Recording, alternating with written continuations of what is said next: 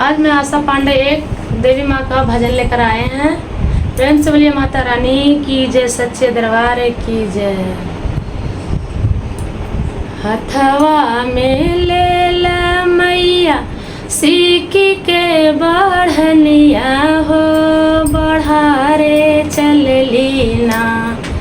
हथवा में ले ला मैया सीखी के बढ़निया हो, बढ़ारे चल लेना।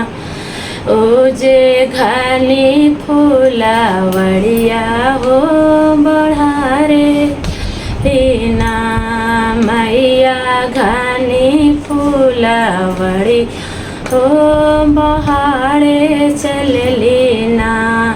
बढ़िए बढ़िए मैया तोड़े अड़हुल फुलवा हो, कि चली रे भाई लेना।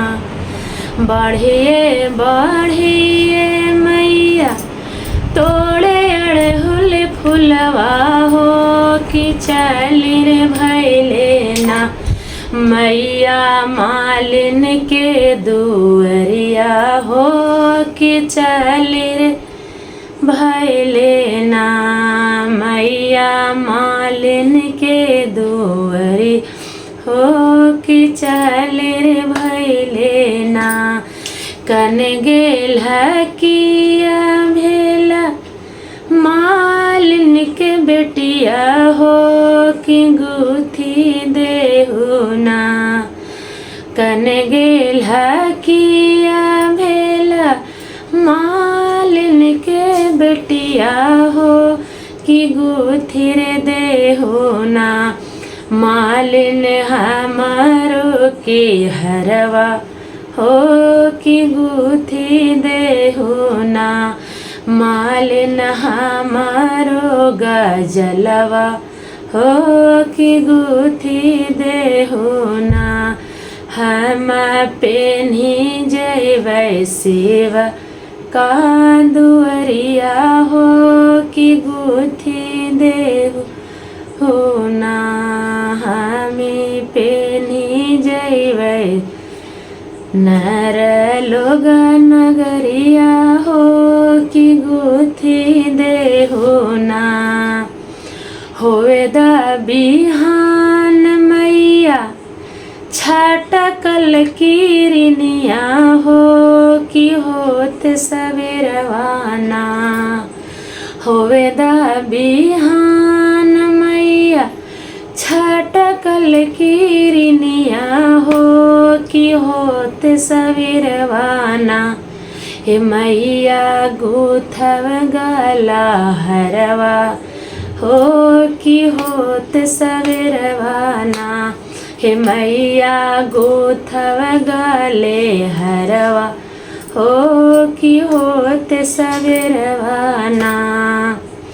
बोलला से बोलला मालिन फिर मत बोलिया हो, कि सात जन्मवाना।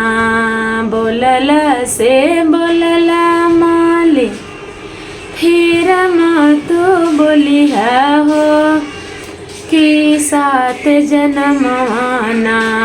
मालिन होवा तू कोढ़िनिया हो, कि सात जन्मवाना। मालिन बनबो तो कोढ़िनिया हो, कि सात जन्मवाना।